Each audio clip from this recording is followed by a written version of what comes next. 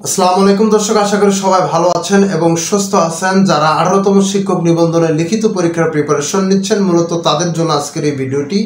কেননা এই শিক্ষক নিবন্ধনের এই সেক্টরে চাকরি আছে কিন্তু যোগ্য প্রার্থী নেই। হয়তোবা আপনি শুনে অবাক হচ্ছেন যে চাকরি আছে যোগ্য প্রার্থী নেই, এটা কিভাবে সম্ভব? হ্যাঁ, এটাই বাস্তব এবং এটাই হচ্ছে। সো আপনারা যারা 18তম শিক্ষক নিবন্ধনের লিখিত পরীক্ষা দিচ্ছেন বা দিবেন, তারা যদি চূড়ান্তভাবে পাস করতে পারেন, কনফার্ম আপনাদের চাকরিটা কিন্তু হয়ে যাবে। এই কথাটা কিন্তু চরম সত্য কথা। এখন প্রশ্নটা হচ্ছে যে লিখিত পরীক্ষা রেকর্ড সংখ্যক এই প্রার্থীর মাঝে আপনি কিভাবে পাস করবেন আর কোন দুটি সতর্কতা আপনাকে অবলম্বন করতে হবে, সেই দুটি সতর্কতা নিয়ে আজকের এই ভিডিওটি। দর্শক, যারা নতুন ভিডিওটি দেখতেছেন, ভিডিওটি দেখতে দেখতে আমার চ্যানেলটিকে সাবস্ক্রাইব করে বেল নোটিফিকেশনটি অন করে রাখবেন আর ভিডিওটি শেষ পর্যন্ত দেখার চেষ্টা করবেন। যেহেতু এবার রেকর্ড সংখ্যক প্রার্থী প্রিলি পরীক্ষা উত্তীর্ণ হয়ে লিখিত পরীক্ষা দিচ্ছে, আপনাকে এক্ষেত্রে দুইটি সতর্কতা অবলম্বন করতে হবে। যে দুটি সতর্কতা অবলম্বন না করলে আপনি হয়তো একবার, দুইবার, তিনবার, চারবার পরীক্ষা দিয়েও আপনি শিক্ষক নিবন্ধনে চূড়ান্তভাবে পাস করতে পারবেন না এবং আপনার আলটিমেটলি আপনার একটা চাকরিও হবে না। তো আমি চাচ্ছি না যে আপনাদের চাকরি না হোক, আমি চাচ্ছি আপনাদের চাকরিটা হোক।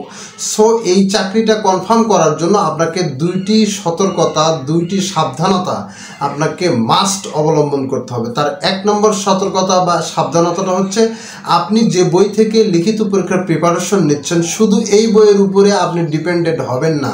এর পাশাপাশি আপনাকে আরও কিছু কাজ করতে হবে, আরও বিকল্প সোর্স নিতে হবে। কোনো সাধারণ মানের বা নিম্ন মানের লেখা লিখে আপনি শিক্ষক নিবন্ধনে পাস করতে পারবেন না। আপনাকে এক্সট্রা অর্ডিনারি, অসাধারণ এবং অত্যন্ত তথ্যবহুল লেখা আপনাকে লিখতে হবে। এজন্য আপনাকে 2 নম্বর যে কাজটি করতে হবে সেটা হচ্ছে আপনার নিজের তৈরি আপনাকে একটা হ্যান্ড নোট আপনার ব্যবস্থা করতে হবে। এবং হ্যান্ড নোট আপনি কীভাবে তৈরি করবেন আমি বলে দিচ্ছি। যেহেতু আপনার এই বর্তমান যুগটা হচ্ছে টেকনোলজি বেসড যুগ, সব প্রতিটা তথ্যই কিন্তু আপনার গুগলে বা অনলাইনে কিন্তু রয়েছে।